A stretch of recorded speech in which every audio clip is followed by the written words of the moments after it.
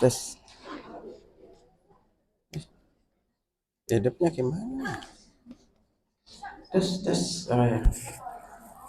Baik, bismillah. Alhamdulillah hamdan katsiran tayyiban mubarakan fihi kama yuhibbu rabbuna wa yardah.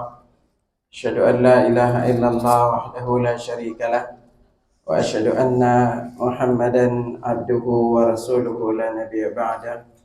Allahumma salli wa sallim ala nabiyyina Muhammad sallallahu alaihi wasallam. Alhamdulillah Allah Subhanahu wa taala senantiasa memberikan kita nikmat kesehatan, meringankan langkah kaki kita sejenak duduk tuntut ilmu. Semoga Allah Subhanahu wa taala memberikan kita pemahaman terhadap apa yang kita pelajari, juga dimudahkan di dalam mengamalkannya. Baik, assalamualaikum warahmatullahi wabarakatuh. Jamaah rahimani rahimakumullah. Di antara hal yang penting untuk selalu diingat oleh setiap muslim maupun muslimah, bahwa apapun yang kita lakukan di dalam kehidupan kita sehari-hari bisa menjadi bernilai ibadah di sisi Allah Subhanahu wa taala. Jadi kalimat ini ingat baik-baik ya.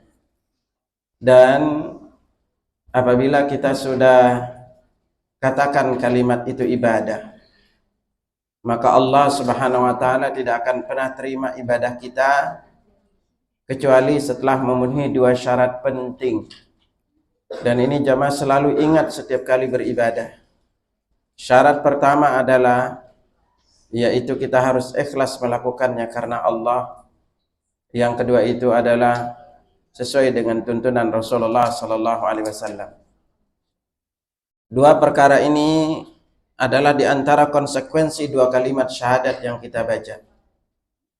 Di antara yang ketiga kita mengatakan, coba deh, mak, woi. Coba baca dua kalimat syahadat dulu deh.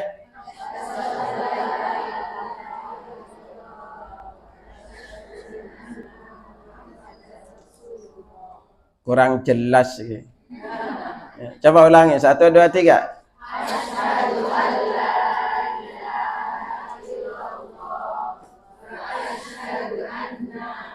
Betul. Paling umum itu kesalahan mak itu rata-rata membaca lafaz kalimat anna dengan dipanjangin. Oh. Jadi nggak boleh berkata wa asyhadu anna, itu berarti nunnya panjang. Karena kalau nunnya panjang, maka artinya juga berubah. Ya, kalau kalimat jadi wa asyhadu anna Muhammadar Rasulullah. Coba ulangi. Asyhadu an la ilaha illallah wa asyhadu anna Muhammadar Rasulullah. Nah, jadi kalau kalimat anna itu sering diterjemahkan dengan kalimat bahwasanya. Tapi kalau kita artinya aku bersaksi bahwasanya Muhammad adalah Rasulullah. Tapi kalau nunnya ibu panjangkan wa asyhadu anna, itu artinya aku bersaksi bahwasanya kami dan Muhammad Rasulullah. Oh, gitu. Coba sekarang ibu coba baca apa doa ruku deh. Doa ruku coba serta. 1, 2, 3.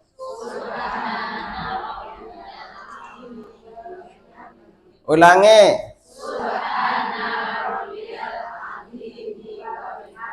Sekali lagi. Persis gaya TPA. Ibu ngerti nggak kalimat ibu ini salah? Nah inilah Bu. Makanya saya setiap bulan itu ngisi pesantren lansia Bu. Ini rata-rata 30-an kan? Hah? Oh gitu. Ya. Gitu. Rata-rata ketika kami coba cek satu persatu bacaan salatnya, Masya Allah. Ini makanya pentingnya. Makanya saya di Jakarta Bu, di banyak tempat itu Kami lebih banyak fokus program setelah belajar sifat salat Nabi, maka langsung masuk di program tahsin tahfiz bacaan salat. Bahkan kita masuk di bab tadabbur bacaan dan gerakan salat. Itu. Nah, ini salah satunya itu adalah banyak keliru di dalam membaca doa dan bacaan-bacaan salat. Salah satunya itu tadi. Itu di kalimat doa ruku jangan baca subhana rabbiyal azimi wa bihamdi. Ini gaya TPA. Ini lulusan TPA semua. Iya, subhanallah, sudah sampai tua baca masih keliru nih. Jadi nggak boleh dipanjang. Ikuti coba. Subhana. Subhana. Jadi kalau ha huruf fathah dan hurufnya tipis, polanya itu adalah ibu senyum dulu. Coba ikuti. Hi. Senyum dulu. Hi. Diam dulu senyumnya, jangan diberubah lagi. Ya, kayak gampangnya dulu i. Jadi bukan a, itu kelebaran. Ikuti i. Hi. Hi. Ha. Jadi bukan ha tapi ha. Bukan a tapi ya, bukan a. Makanya huruf kita Indonesia itu mayoritasnya tebal. Nah, ikuti subhana. Rabbiyal azimi wa bihamdi. Subhana rabbiyal azimi wa bihamdi.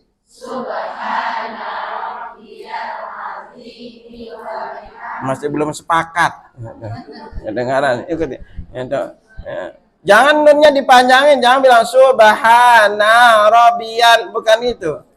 Nunnya pendek. Subhana. Subhana rabbiyal azimi wa bihamdi. Subhana rabbiyal azimi wa bihamdi.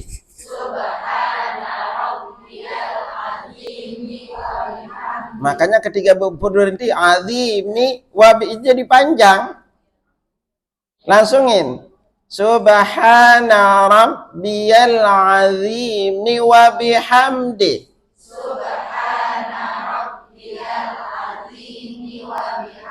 Lagi.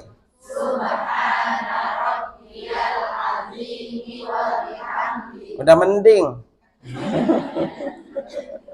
Gitu. Ya Allah, lebih gampang ajar anak TPA gitu.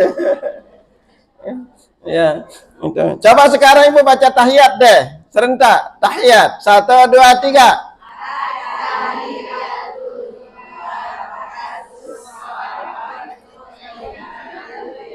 Persis gaya TPA.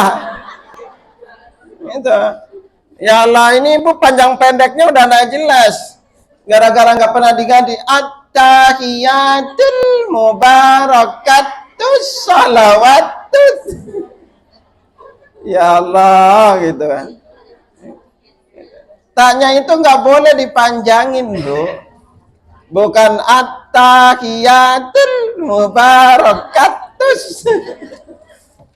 Ya, taknya itu dipendekkan at-tahiyatu gitu.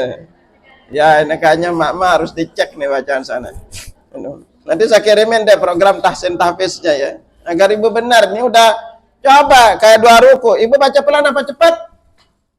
Woi. Baca pelan apa cepat? Ini kalau ruku suara. Ya Allah, mak gitu kan. Itu. Nah, ini bayangin Ibu ingat amalan paling pertama dihisab kelak di hari kiamat apa? Salat. Nabi sampai sabdakan pada kita innar rajula yusalli 60 sana. Ada seorang itu salat selama 60 tahun wa ma tuqbalu lahu salatun. Enggak ada satupun salatnya yang Allah terima. Lalu yutimmu ruku wa yutimmu sujud. Ada kalanya rukunya benar, sujudnya enggak benar. Yutimmu sujud wa yutimmu ruku. Sujudnya benar, rukunya enggak benar. Jadi jangan sampai Ibu termasuk di antara orang yang salat 60 tahun tapi enggak ada satupun salatnya yang Allah terima. Maka disinilah pentingnya kita berilmu sebelum beramal.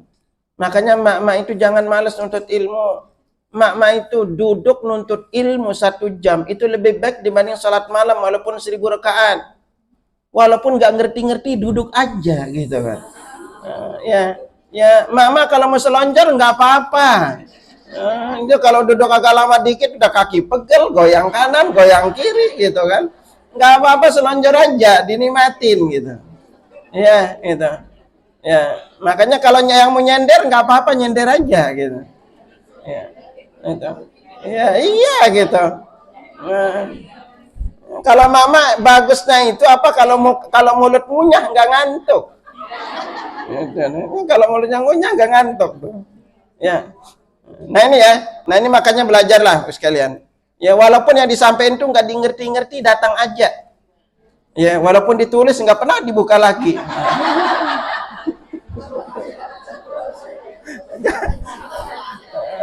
Gaya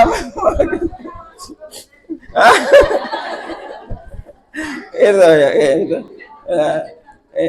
Ya ini ya namanya mama pikirannya macam-macam, sampai pulang aja udah tadi Ustaz sampai apa ya gitu. Udah bingung disampaikan.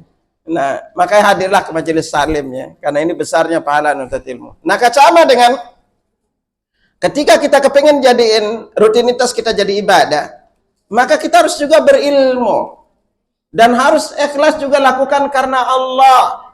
Jangan biasain dikit-dikit gerundal malah kesal. Ibu sekarang contoh, kita lihat dulu dari ibu-ibu dan bapak-bapak. Hidup kita ini, catat ingat baik-baik, ibadah paling lama kita lakukan itu adalah berkeluarga. Ya. Tidak ada ibadah paling lama kita lakukan kecuali berkeluarga. Karena itulah ibu-ibu nih, ya Allah jangan nyangka ibu diam di rumah. Diamnya di rumah seorang istri menunggu suami pulang, merawat anak, setiap detiknya dicatat ibadah oleh Allah Subhanahu wa taala. Jangan ibu diam-diam di rumah nggak berpahala, gede pahalanya. Justru kalau ngelayap ini yang repot gitu. Ya memang nggak bisa dipungkiri gitu, Bu. Wanita itu ibu sekalian, wanita itu akan awet muda kalau sering lakuin 2. 1, jalan-jalan sama belanja. Nah, itu jamin dia awet muda tuh gitu. Lakuin itu. Iya, gitu. Gitu. Di rumah kanan tembok, depan tembok, belakang tembok, makanya mama itu gampang puyeng kalau di rumah. Ya. Nah, karena itulah Islam pun jadiin di dalam perkara berkeluarga itu ibadahnya banyak sisi ibadahnya, Bu. Yang tidak akan pernah diraih kecuali lewat berkeluarga. Gitu. Karena Allah jadikan ini. Makanya ketika niat kita menikah, itu adalah jangan hanya sekedar kepingin dari sisi nafsu aja. Kita memiliki niat nikah itu aja 20 niatnya minimal, Bu. Dulu niatnya berapa? Nggak tahu gitu. Ada. Yang penting dapat suami gitu, Masya Allah. Manakan dari sekarang nih, Anda ingetin ibu-ibu ya, jangan pernah nikah karena cinta, Bu. Ya. Cinta itu adalah ikatan paling lemah di dalam pernikahan. Di bab nikah nih, nikah itu 70%-nya biaya, bener gak? Ya. 70%-nya biaya, 20%-nya itu komunikasi, dan 10%-nya itu cinta. Ya, makanya diingetin kepada anak-anak ibu nih. Anak-anak ibu, kalau ibu punya anak cowok nih, hati-hati. Ibu kasih dia pacaran, anak ibu pacaran, nambah dosa terus. Orang tuanya tanggung dosanya juga karena membiarin anaknya. Kalau ibu punya anak laki-laki, ajaran prinsip anak laki-laki, jika kamu memiliki wajah kurang tampan, jadilah pria mapan, maka wajah termaafkan. Udah selesai gitu kan. Benar gak gitu kan? Ya, tolong, mama betul aja deh gitu kan. Gitu. Jadi jangan suruh dia pacaran apa-apa, capek, Bu. Kalau miskin, itu pilihannya minim. Nggak bisa milih gitu. Nggak bisa milih, Bu. Tapi kalau dia udah mapan, punya pekerjaan soleh, pilihannya jadi lebih bisa, Bu. Ya kan? Nah ini kita jangan sedih, Bu. Jangan sedih anak ibu laki-laki itu nggak punya pacar. Jangan sedih. Apalagi nambahin dosa aja. Udah didik dia agama, suruh dia bekerja baik, punya pekerjaan. Yang nanti dia itu banyak. Rata-rata orang yang pacaran itu pasti lebih mudah untuk bercerai, Bu. Kenapa, Ustaz? Udah bosan sama dia. Mukanya dulu dilihat dia gitu. Dia terus gitu. Kebanyakan, Bu, kasus itu pacaran itu belum tentu juga jadi jodohnya. Oh, hidup ibu nggak tahu kemana ibu akan pergi. Bisa ikut orang tua atau tuh jodohnya di sini. Itu akhirnya apa? Dan banyak terjadi. Anak udah banyak bulan-bulan ini lagi banyak nanganin perceraian, Bu. Beberapa bulan ini tuh macam-macam kasusnya deh, gitu kan? Itu dari suami bosan sama istri, istri juga merasa tidak dihormatin suami. Itu. Makanya apa? Itu karena kita pada intinya seringkali memulai dengan langkah yang salah. Suami tidak tahu kewajibannya, istri tidak tahu kewajibannya, suami tidak tahu haknya, kadang-kadang sering menuntut haknya. Sebenarnya laki-laki itu peran besarnya itu di laki-laki, Bu. Makanya kalau kita lihat dari sisi laki-laki, Masya Allah, Bu.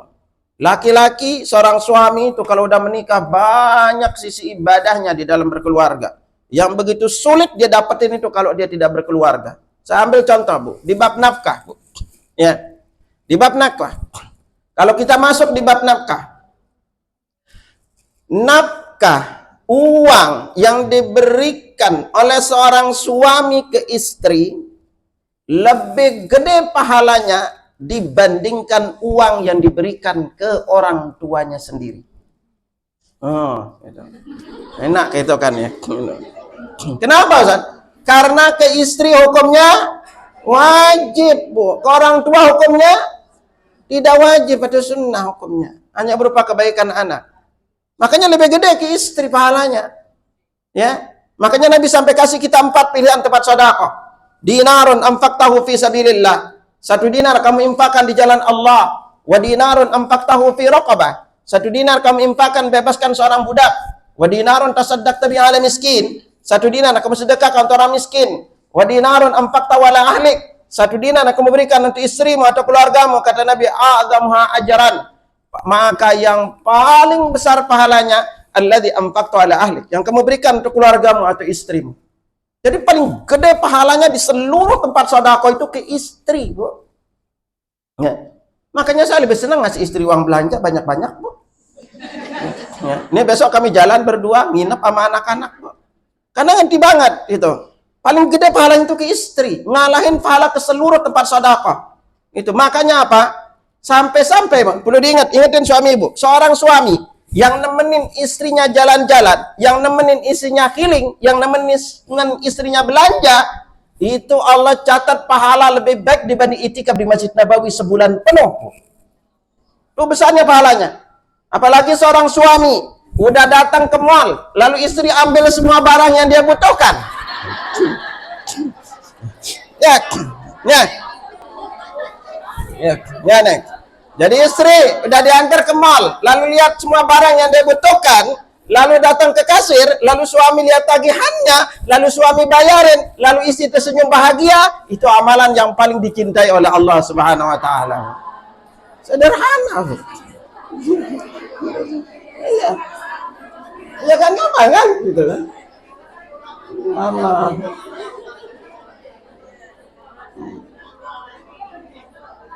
Besarnya pahala ngajak istri jalan-jalan, Bu. Makanya saya hampir, Bu, setiap bulan itu beberapa kali jalan-jalan. Ini besok, Bu, saya berangkat sampai Senin baru pulang. Itu. Antara anak kita nginep di sini, baru ke Bandung, baru terus ke ini, nginep aja. Itu. Karena istri itu bahagia itu. Anak belajar, Bu, setelah anak-anak 6, Bu. Setelah anak belajar, ternyata kalau istri bahagia, urusan rumah tangga beres. Benar nggak, Bu? Betul, gitu kan? Gitu. Urusan rumah tangga itu beres, gitu. Maka sekarang ada banyak ajaran kepada para jamaah, para laki-laki, para suami.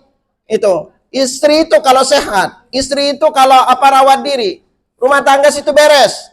Makanya Nabi bilang, kalau istri itu rambutnya rontok, itu tandanya kurang nutrisi.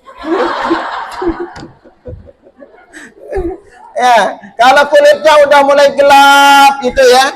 Itu muka agak sendu, itu senang duit gitu. Itu tandanya istri kurang skincare gitu barunya. Ya kan? Ya kalau pingin istri kayak model itu butuh modal, Bu. Ya, itu. Oh, para istri itu nggak apa-apa, jarang pulang, suami jarang pulang, yang penting transferannya banyak, selesai, Bu. Hidup sederhana, Bu. Ya. Itu karena memang hidup nggak bisa dipungkiri, itu butuh biaya, Bu. Ya kan? Itu makanya kecerdasan yang paling cocok untuk laki-laki itu adalah pintar cari duit, Bu. Karena semua butuh biaya. Saya dari awal nikah, Bu, nih. Nanti ajarin juga ke suami Ibu. Permasalahan, Bu, saya tinggal di Jakarta dari tahun 2000.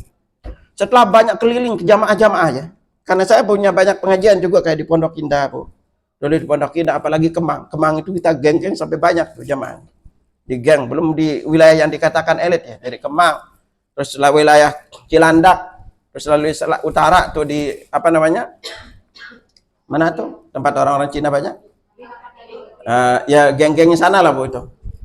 Itu selalu saya perhatiin, Bu, kalau ngisi di rumah jamaah apalagi di Pondok Indah, kok ini orang rumahnya mewah gede.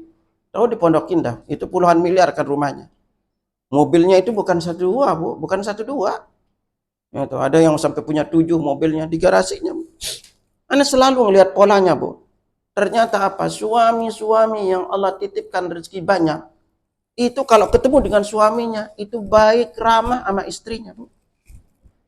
Itu baiknya, Bu. Sampai Anda pernah salah satu jamaah itu, sampai sekarang kita masih kontak sama beliau, karena beliau sering sedekah. Pernah dia sedekah, lalu apa di screenshot, kenalah saldo dia. Di rekeningnya berapa? 1,5 M, Bu. Ibu pernah lihat tuh, duit segitu?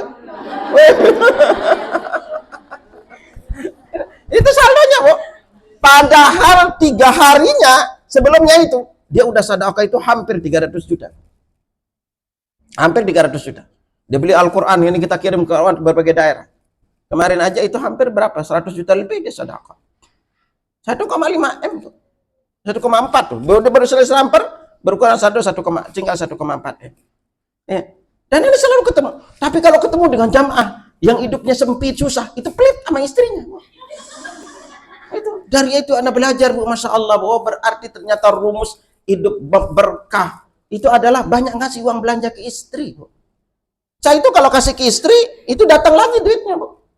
Ya, kalau ngasih ke istri. Makanya apa? Ketika istri bilang, habis uangnya habis gitu. Ya udah jangan sedih, uang bisa dicari, senyuman istri jauh lebih berarti.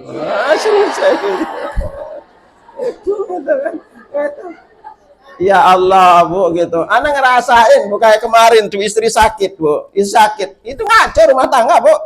Itu makanya di rumah, Ibu kalau ketemu istri, Anda siapin istri. Mulai dari skincare saya siapin. Mau butuh apa? Nutrisi di rumah itu saya siapin. Ada sekitar 5-8 nutrisi. Setiap hari dia minum.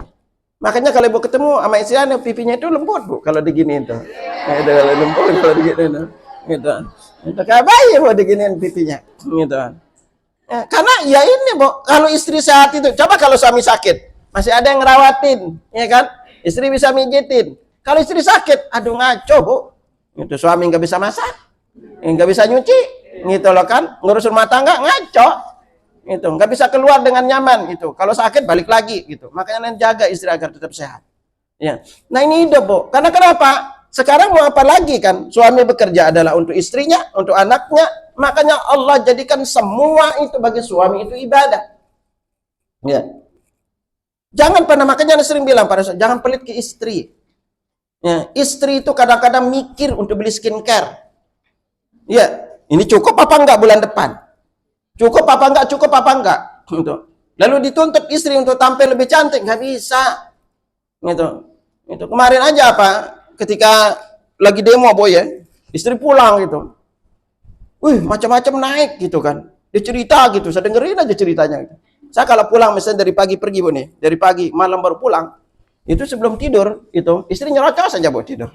Nyerocos saja cerita. Anak ngapain dari pagi, saya nyerocos saja cerita. Saya dengerin aja. Kadang-kadang kalau ngantuk ketiduran aja gitu. Makanya jangan pernah cerita di atas kasur ke suami Ibu. Itu. Kalau Ibu cerita sama suami di atas kasur, Bu, suami Ibu keburu tidur. Karena bagi suami omelan istri adalah senandung tidur, Bu. Pasti suami Ibu tidur, begitu kan. Jadi memang nggak bisa dipungkiri Bu, komunikasi itu penting. Saya sampai sekarang itu masih makan sepiring berdua sama istri Bu. Sampai sekarang. Gitu. Kalau kami makan di restoran, sengaja kita beli yang berbeda, taruh, ya udah makan bareng berdua. Gitu kan. Karena menjaga itu berat Bu, menjaga keluarga itu. Merawatnya berat. Apalagi di dalam masalah perkara untuk nafkah hidup. Dari dulu itu saya berdoa, suruh suami ibu juga berdoa Bu. Saya dulu ketika menikah, memang saya berdoa Bu. Allah takdirkan anak saya itu selang-sering Bu, cewek, cowok, lalu yang kelima kami minta cowok, yang keenam minta cewek. Persis dikasih sesuai dengan permintaan. Istri saya minta juga kriterianya dikasih. Saya dulu kriterianya minta 3. Ya Allah kasih aku istri 1 yang gampang aku ajak kepada kebaikan. 2, yang bisa beriin banyak anak Bu. Makanya dari awal nikah saya bilang ke istri kita punya anak 7 ya. Itu Allah takdirkan dapat 6 Bu. Itu kan. Ya, yang ketiga itu yang mau menerima keadaanku saat ini gitu kan. Saya berdoa dan Allah kasih Bu. Dan apa dari dulu tuh juga menikah saya berdoa ya Allah itu agar istri lebih bahagia, karuniakan aku rezeki yang dia itu nggak terlalu capek ngurus rumah tangga. Itu doanya Bu. Saya minta aja sama Allah. Makanya di Jakarta itu saya banyak ngisi, hampir di beberapa masjid itu ngisi temanya itu agar doa terkabul. Saya ajarin juga jamaah gimana caranya umroh gratis setiap bulan, setiap tahun bintang 5 Bu. Ada polanya Bu. Itu agar doa ibu terkabul. Ya, jangan sedih, minta sama Allah kalau ibu ada masalah apapun. Maka saya berdoa seperti itu, ya Allah kasih aku rezeki yang istri itu nggak terlalu banyak sibuk rumah tangga. Biar dia fokus ngurus anak, nanti yang nyuci udah ada, yang beres lain itu udah ada semua. Karena suami jarang minta sama Allah. Ya. Karena bagaimanapun untuk keberlangsungan keluarga itu kita butuh namanya kerja sama, dan kerjasamanya istri itu agar awet muda sering ajak jalan-jalan. Ini yang kadang-kadang dirupain oleh para suami Bu. Itu. Kemarin saya ke Jogja dengan istri berempat sama masih bocah 2 kecil, udah kita nginep 3 hari di Jogja jalan-jalan. Melihat istri itu kalau belanja itu bahagia Bu, ambil nyomot, saya biarin aja gitu ya. Nyomot.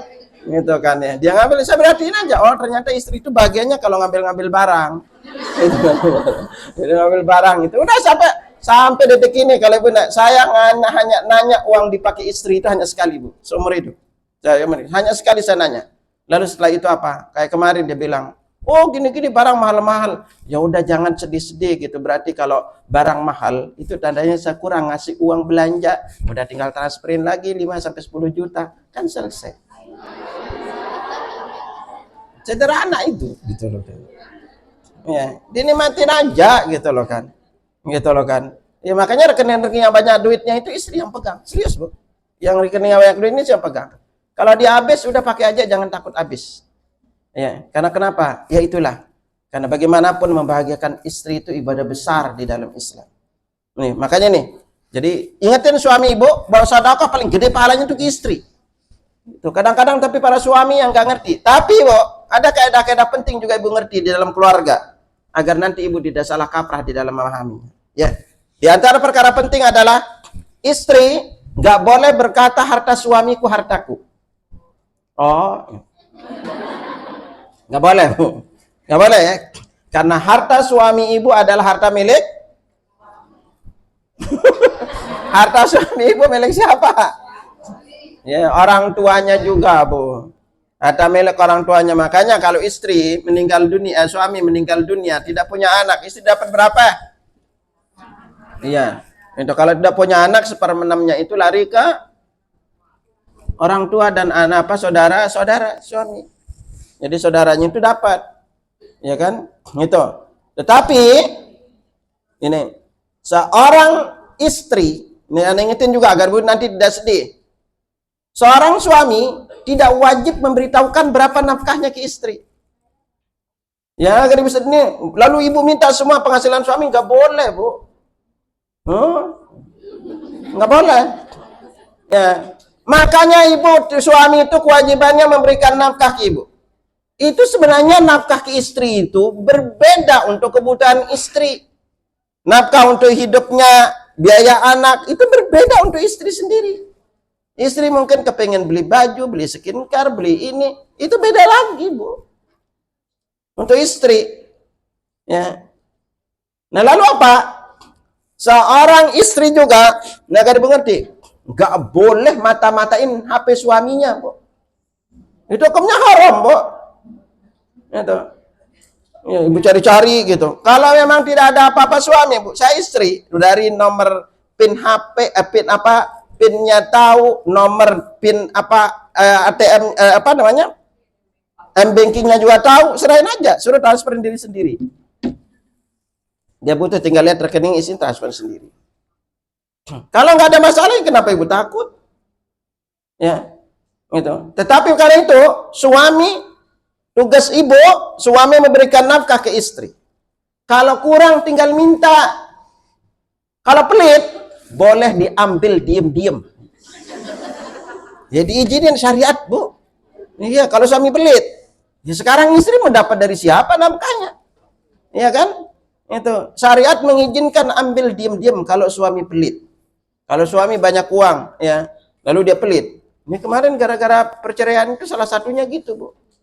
Ya, jadi nggak boleh suami itu pelit sama istri.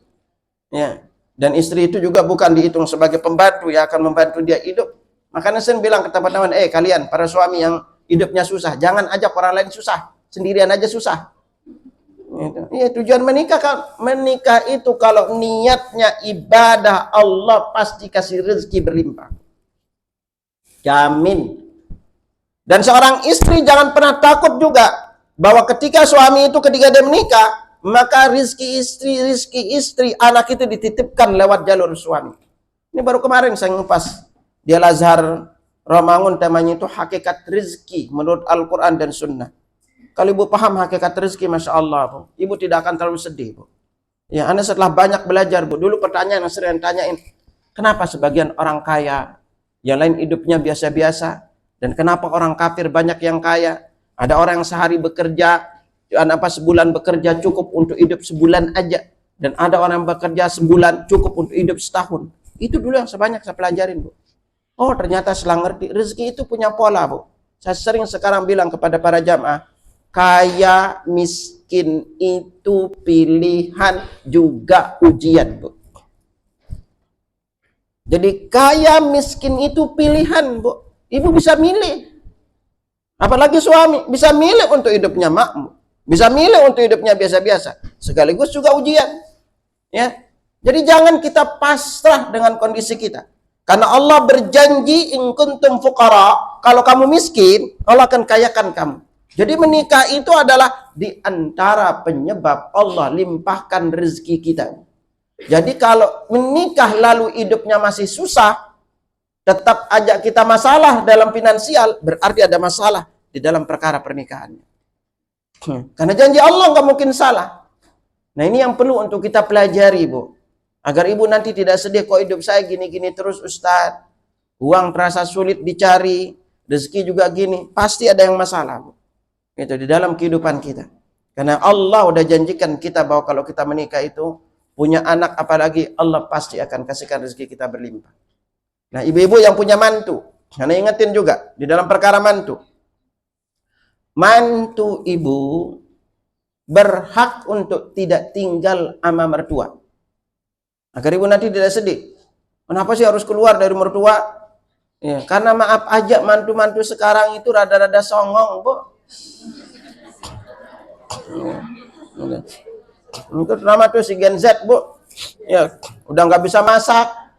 Itu. Biasanya doyan jajan, dikit-dikit paket. Paket-paket terus datang tuh.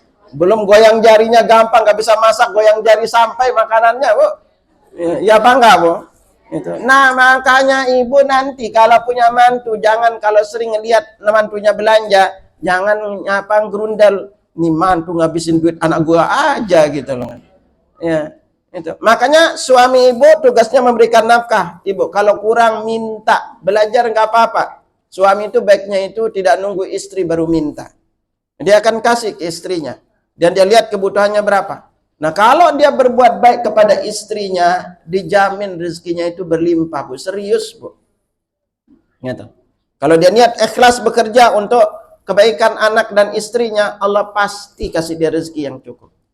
Tapi memang rezeki untuk hidup akan selalu cukup, tetapi rezeki untuk gaya hidup tidak akan pernah cukup. Ya, gaya hidup itu tidak akan pernah cukup. Ya. Makanya di sini ibu belajar juga mendoakan suami, doakan yang baik-baik untuk suami ibu. Ya, jangan hanya doain sukses dunianya doang, Bu.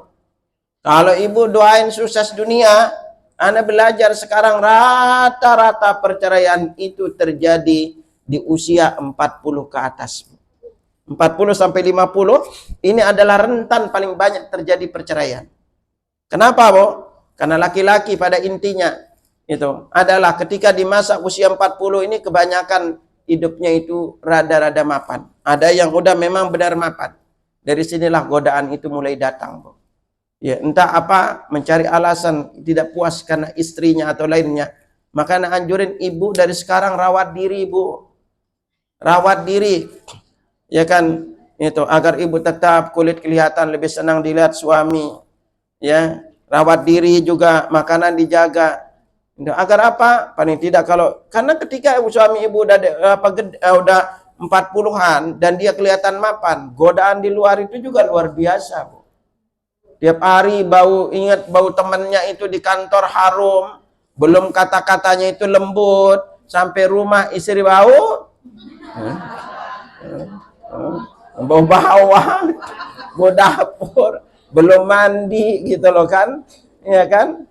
Nah, ini yang perlu diingat juga, Pak. Belum lagi kalau ibu udah masuk usia 40 50, itu ibu udah berada pada fase pramonopause, Bu. Sementara satu titik suami ibu itu biasanya udah 40 ke atas itu suami masih ini, Bu. Apalagi kalau masuk 50, belum ketiga masuk puber kedua, itu rawan-rawan berat, Bu, pernikahan itu.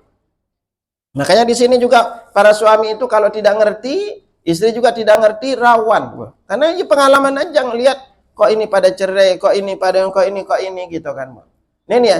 Nah, makanya kita sebagai seorang muslim, kalau kita niatkan berkeluarga ini sebagai ibadah, karena ada sisi-sisi ibadah lain yang tidak kita dapatkan kecuali lewat berkeluarga. Sampai Nabi menjadikan, kata Nabi, fi budi ahadikum sadaqah. Dalam hubungan suami istri kalian itu ada sadaqah. Lalu Nabi SAW ditanya, ayati ahaduna syahwatahu fayakunu lahu fiha ajrun. Apakah salah seorang di antara kami itu melampiaskan syahwatnya, dia mendapatkan pahala? Nabi balik bertanya, alaysa idza wada'a fil haram kana 'alaihi wizrun. Bukankah syahwatnya itu kalau dia letakkan di tempat yang haram, maka dia itu mendapatkan dosa? Wa kadzalika idza wada'a fil halal kana 'alaihi ajrun. Begitu juga kalau diletakkan di tempat yang halal, maka dia pun mendapatkan pahala. Dan ini tidak dapatin kecuali kalau berkeluarga. Seorang istri dari sejak dia berkeluarga, makanya dulu Anda belajar kenapa istri itu disuruh hormati dalam hal berhubungan, bergaulan itu lebih 3 kali dibanding bapak. Ibu ingat kalimat ini ya. Kalau dari segi hak bergaul, dirawat, dihormati, maka yang lebih berhak itu ibu. Tetapi kalau perkara untuk ditaati, maka yang lebih berhak itu adalah bapak. Sekali lagi, untuk ibu kita bergaul, berhubungan baik, ngerawat, itu lebih berhak ibu itu 3 kali. Tetapi kalau dalam perkara taat, maka bapak itu lebih berhak dibanding ibu. Makanya ketika sahabat bertanya, ya Rasulullah, ayyun nasi haqqu bihusni sahabati. Wahai Rasulullah, siapakah yang paling berhak aku pergauli dengan baik? Aku berhubungan, muamalah yang lebih baik dengannya. Lalu disebut pertama ibumu. Kemudian siapa lagi ibumu? Kemudian siapa lagi ibumu, baru ke bapakmu. Itu dalam masalah hak terkait dengan berhubungan, melayani, menghormati. Ibu itu 3 kali lipat. Tetapi kalau terkait dengan masalah taat, maka bapak itu lebih ditaati dibanding ibu. Buktinya mana? Allah menjadikan bahwa untuk masalah terkait dengan nikah, maka yang menjadi walinya itu adalah bapaknya. Lalu terkait dengan masalah bin, maka larinya itu adalah ke bapaknya. Dan hak cerai itu ada di bapak. Ibu kalau nyuruh misalnya minta cerai berkali-kali nggak akan terjadi cerai. Kecuali suami mengucapkannya. Nah di sini makanya setiap istri itu juga paham. Ibu juga anak ingetin, perlu juga belajar masalah psikologi, Bu. Anak sampai menulis salah satu makalah judulnya itu keinginan bahasa tersirat istri. Banyak bahasa-bahasa tersirat yang suami itu nggak ngerti kalau itu inginnya istri. Banyak juga perkara-perkara dalam keluarga itu suami pengennya ini nggak nyambung dengan istri. Makanya itu perlu untuk kita komunikasi. Dan mayoritas perceraian itu terjadi dalam bab masalah komunikasi. Suami jarang ngobrol ke istri. Istri merasa kurang diperhatiin. Akhirnya berjalan sendiri-sendiri aja. Yang penting mempertahankan rumah tangga karena ada anak. Nggak bagus seperti itu. Memang Allah takdirkan kalau istrinya nyerewet. Saya kalau ketemu jamaah nih. Kalau dia ngomong nyerocos ngomongnya. Itu pasti ketemu suaminya pendiam, santai gitu. Iya. Itu. Tapi kalau ketemu dengan suaminya yang jago bicara, istrinya yang pendiam. Kalau dua-duanya cerewet, repot. Ini ngomong, ini nggak berhenti-berhenti ngomong. Kan? Ya. Nah di dalam hal ini, makanya perlu kita sama-sama belajar. Ya, perlu sama-sama itu saling mau ngalah, Bu. Kalau suami ibu lagi marah, istri diam aja. Itu kalau istri malah, ya udah diam aja, nggak mau diamin aja, liatin gitu. Nanti apa? Kalau udah ada adem, yuk kita jalan-jalan kemana? Makan bareng. Karena wanita itu kalau lagi ngomel di rumah, itu tandanya kurang jalan-jalan. Kurang diajak belanja. Gitu loh kan. Kalau dia ngomel-ngomel, ajak ke toko emas, diem. Selesai. Praktis, ngademin istri itu praktis. Ya, kalau dia lagi senewan di rumah, itu tandanya kurang dibawain oleh-oleh. Ya, kalau keluar bawain oleh-oleh ini udah. Makanya kalau lagi istri kelihatan ini, udah jalan yuk. Kemana? Kita makan berdua aja. Anak gimana? Tinggalin aja tuh anak. Tinggalin sama mbaknya, udah jalan pergi berdua. Sederhana istri itu. Karena istri itu walaupun dia apa? Tetapi anak sering ingetin para suami, istri itu ahli sejarah. Itu kalau sekali berbuat salah terus ulang-ulang itu. Nggak lupa-lupa gitu loh kan. Suami udah lupa aja, istri nggak lupa-lupa gitu loh kan. Tapi jangan gitulah, Bu. Apalagi terutama ibu-ibu nih yang udah masuk usia pernikahan, terutama masuk usia 50 ke atas. Anak ingetin kejadian-kejadian ini kalau ibu udah masuk usia 50 ke atas. Ketika ibu masuk usia 50 ke atas dan suami ibu usia 50, apalagi suami nanti masuk di usia 60, maka akan banyak terjadi perubahan dari sisi hormon kita, Bu. Laki-laki ketika dia udah pensiun, terutama masuk usia 60 nih, maka yang terjadi adalah karena dia udah tidak kerja, maka yang naik itu adalah hormon wanitanya, yang turun adalah hormon laki-lakinya. Karena dia itu lebih gampang di rumah, pengen di rumah. Jangan heran nanti kalau ibu mau keluar, mau kemana Indomaret, ikut dong. Pengen ikut sama istri itu. Pengen apa? Barang sama istri. Istri kebalikan. Kalau masuk usia 50 tahun ke atas, karena udah tidak menyusui, mungkin anak udah pada gede, maka yang naik itu adalah hormon laki-lakinya, yang turun adalah hormon perempuannya. Makanya wanita kalau usia 50 ke atas, lebih nyaman di luar rumah. Itu. Lebih nyaman di luar rumah. Pengen pergi ke sana kemari, lebih nyaman. Bahkan istri itu lebih galak dibanding suaminya. Gitu. Ada masalah, mah diem aja, nggak boleh, Pak, gitu kan. Lebih teriak dia. Makanya di sini seringkali suami ibu pingin sama ibu, sementara ibu pingin keluar, maka seringkali terjadi masalah di sini pernikahan. Ya kan? Iya. Dan itu suami kalau udah masuk 50, 60 ke atas, Bu, itu rata-rata suami itu bawel, cerewet, nggak mampu lagi, Bu. Itu siap-siap ibu tuh. Itu usia 50 tuh udah cerewet, bawel, Bu. Pengennya gini, pengennya itu, kayak kembali kayak anak-anak lagi, Bu. Dan dia itu jadi lebih sensitif, Bu, di usia 50-60 itu. Makanya Bu wanti-wanti itu. Nah, itu makanya anak anjurin, Bu, kalau ibu sama suami gitu, sering-seringlah juga jalan, Bu, ya. Laki-laki itu kalau udah nggak kerja, itu cepat mati, Bu. Ya. Ya. Karena benar, Bu, kalau ibu punya suami usia 50-60an, Bu, suruh aktif, Bu. Suruh aktif, jangan diam di rumah. Makanya suruh ke masjid, suruh ikut taklim. Dia itu kalau laki-laki kalau diam di rumah, bengong di rumah, cepat mati, Bu. Itu makanya yang terjadi, Bu. Ibu perhatiin aja. Kalau seorang suami, istrinya meninggal dunia, ya, suami itu istrinya meninggal dunia, maka apa? Selang beberapa waktu tuh suami meninggal, Bu. Benar apa enggak? Itu kalau nggak nikah lagi itu meninggal, Bu. Tetapi beda dengan seorang istri. Kalau seorang istri suaminya meninggal dunia, akan terjadi dua perkara. Apa itu? Yaitu usianya panjang dan awet muda, Bu. Benar apa enggak? Kenapa Ustadz kok gitu? Bebas dari beban suami.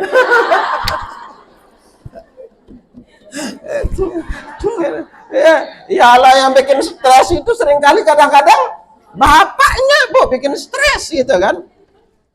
Ya, belum kalau kurang peduli lagi sama istri, itu kalau main HP seenaknya juga main HP itu. Makanya dari sekarang bu, ternyata apa, istri itu kalau sering dipijitin awet muda bu. Itu maka sekarang di rumah pijitin istri itu, sering pijitin. Itu kenapa kalau istri itu dipijitin, dipegang sama suaminya, itu kadang-kadang suami sebentar udah salah capek gitu kan. Itu, iya kan? Pegang istri sebentar udah capek gitu. Tapi istri itu kalau dipijitin suami itu lebih antang, lebih bahagia, Bu, dibanding dipijit oleh orang lain. Makanya itu. Iya kan, benar ya? Iya. Ya, nah kan orang tidur itu pijitin istri yang ngomong lebih enak gitu. Sentuhannya itu beda. Kalau orang lain kan mijit karena pengen ini, pengen cepat-cepat. Nah sederhana itu ini bu. Ya karena memang apa? Bagaimanapun kita butuh kerjasama di dalam membangun rumah tangga. Makanya istri, suami itu dijadikan semua titiknya ibadah. Ngobrol, main-main sama istri, sama anak di dalam Islam tidak dijadikan perbuatan sia-sia. Ada 3 perbuatan sia-sia yang Nabi katakan tidak sia-sia. Satu itu adalah ngobrol dengan anak, apa main-main dengan anak. Lalu apa? Berdiskusi atau ngobrol dengan istri. Lalu ngelatih kuda. Itu dalam Islam tidak dijadikan sia-sia. Ya. Makanya apa?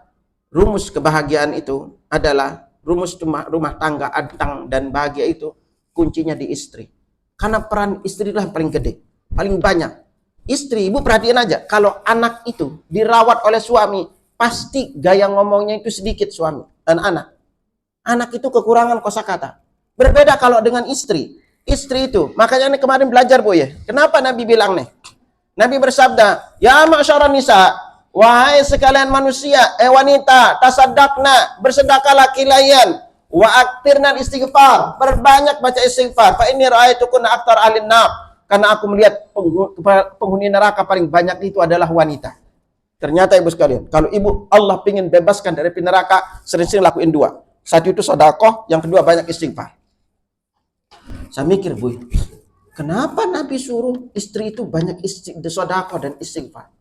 Ternyata apa? Nggak bisa dipungkiri. Kalau wanita punya banyak duit, yang bertambah apa, Bu? Woi. Kalau punya banyak duit, yang bertambah apa? Enggak. Wanita kalau punya banyak duit, yang bertambah bajunya. Benar apa enggak? Ya tuh, coba lihat baju suami ibu, banyak apa dikit? Tuh, pintar. Kalau istri itu biasa setiap hari itu kalau bisa beda, sebulan itu tiap hari beda. Udah satu model itu bisa 3 warna, Bu. Ya apa enggak? Belum lagi matching tasnya, belum lagi jilbabnya, belum ini di-matchingin dengan sandalnya, berbagai macam dibuat. Tapi suami ibu itu bajunya dikit, Bu. Nah, makanya Allah nyuruh istighfar, dan nyuruh banyak sedekah. Itu kan. Beda dengan suami ibu kalau punya banyak duit yang bertambah apa?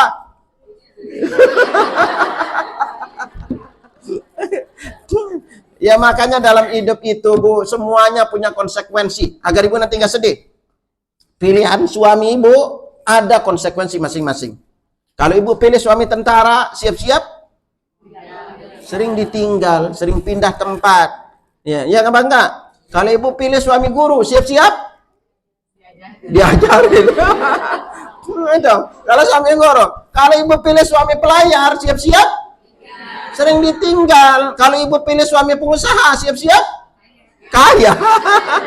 Ibu harus siap-siap kaya, siap-siap juga bangkrutnya, siap-siap juga apa lebih sering mikirin bisnisnya dibanding istrinya. Itu konsekuensi, Bu, semuanya ada konsekuensi. Ya kan? Gitu. Nah, berikutnya apa? Kenapa Allah suruh banyak istighfar? Karena wanita itu dalam sehari itu diteliti, penelitian itu, wanita dalam sehari itu harus keluar paling tidak 20.000 kosakata, Bu.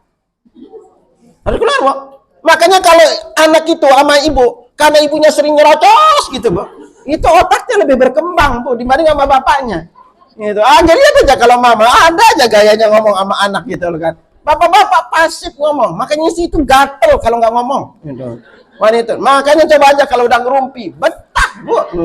Berjam-jam mau ngerumpi betah tuh kan. Itu. Makannya sedikit, ngomongnya sampai berjam-jam tuh. Padahal makannya dikit gitu. Kebuk-kebuk deh, Bu. Saya kalau makan sama istri nih, nggak duduk sama istri. Kalau udah duduk, Bu, istri mulai ngomong, saya makan aja gitu. Dengerin aja ngomong. Itu mau habis itu, istri belum makan, Bu. Gitu. Itu belum makan gitu. Akhirnya apa ya sih baru lagi gitu. Udah duduk lagi gitu. Karena kebahagiaan istri itu kalau dia ngomong, Bu. Gitu. Coba aja, Ibu. Coba aja. Ibu kalau sering suami ibu betah dengar ibu ngomong nyerocos, ibu pasti lebih bahagia. Karena wanita itu gatel mulutnya kalau nggak ngomong. Gitu. Gitu. Coba aja, Bu. Gitu. Itu. Nah ini kebukti, Bu. Itu kan. Nyerocos aja ngomong itu sono sini ngalur ngidul aja. Karena kebahagiaan istri itu karena ini kalau dia kata-katanya nggak keluar, stres, Bu. Gitu. Makanya istri itu lebih gampang kalau didengerin aja dia udah bahagia, Bu. Didengerin, diemin aja, liatin aja dia ngomong, lihat gayanya ngomong, oh macam-macam gayanya itu senyumnya ini. Lihat aja, Bu. Itu istri itu udah bahagia. Makanya komunikasi itu penting di dalam rumah tangga. Nggak ada, anak udah banyak juga ketemu, Bu. Itu kemarin aja tahu. Gara-gara minta cerai, Bu. Itu jadi jamaah cerita ini juga. Minta cerai gara-gara apa? Jarang diajak ngobrol sama suami. Gitu. Jarang diajak ngobrol sama suami, Bu. Apalagi tambah suaminya itu kemarin sampai dia cerai, minta cerai apa? Padahal dia udah berusaha baik sama ini merawat, bantu merawat ibunya, tapi ini juga anak ingetin ibu yang punya mantu. Hati-hati juga seorang ibu. Kalau anak ibu terlalu berlebihan bahasanya berbakti ke ibu lalu ngelupain hak suami, tolong ibu ingetin anak. Itu kemarin cerai Bu gara-gara apa? Anaknya itu sedikit-dikit ke orang tua minta nasihat. Jarang diskusi sama istri. Ini kamu ini hidup sama ibu apa ini? Dan ingat kita nggak bisa pungkiri, Bu. Ibu ibu sadar nih bahwa anak ibu kelak selama-lama hidupnya itu sama istrinya. Benar apa enggak? Sama istrinya. Orang tua bisa mati, anak-anak keluarga juga. Itu dia belum tentu sama adiknya, belum tentu sama saudaranya, belum tentu sama orang tuanya. Yang akan paling betah lama bertahan sama dia, bawelnya, cerewetnya juga, apalagi kalau udah tua, Bu, pasti sama istri. Dan ini kadang-kadang repotnya para laki-laki, Bu. Gak ngerti dengan kebaikan istri. Itu makanya apa? Di sinilah saya belajar, Bu, dari sekarang, Bu, saya rawat istri. Karena kalau kita pun kalau suami meninggal dunia, yang akan melanjutkan perjuangan itu adalah istri. Ya, kalau istri meninggal dunia, suami mah gampang aja, Bu.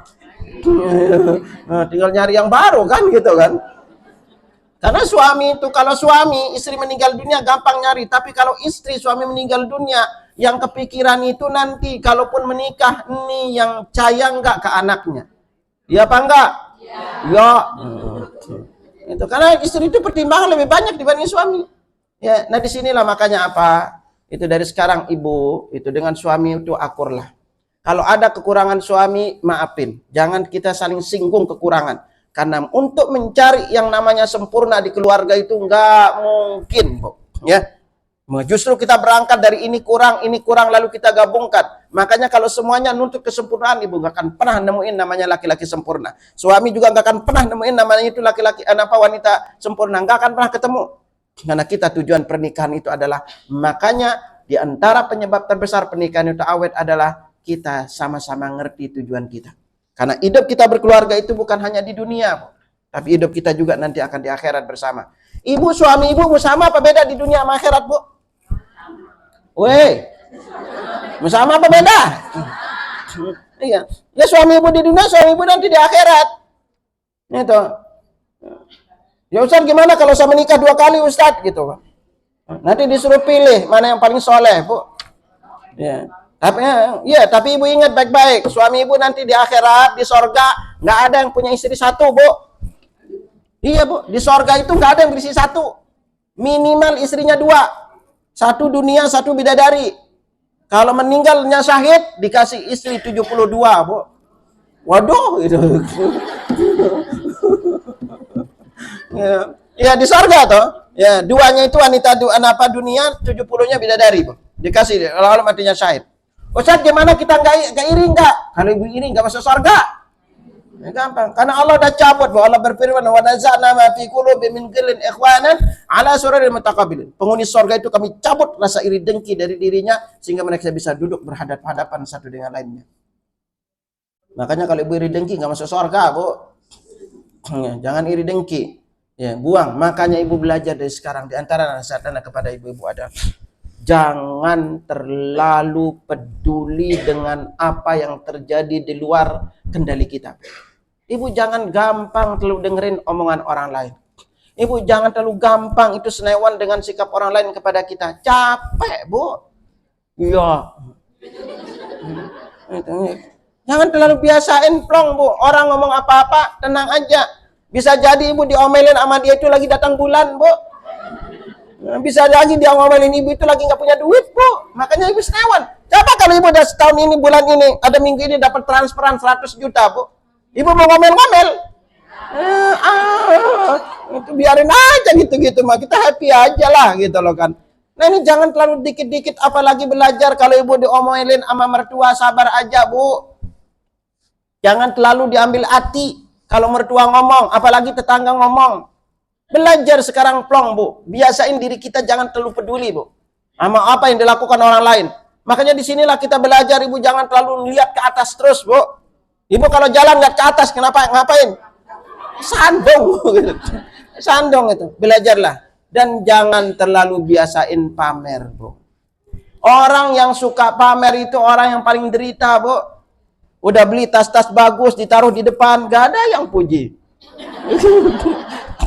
Dilihat aja jatuhnya capek, Bu. Udah dipuji gitu aja, ya gitu doang pujiannya.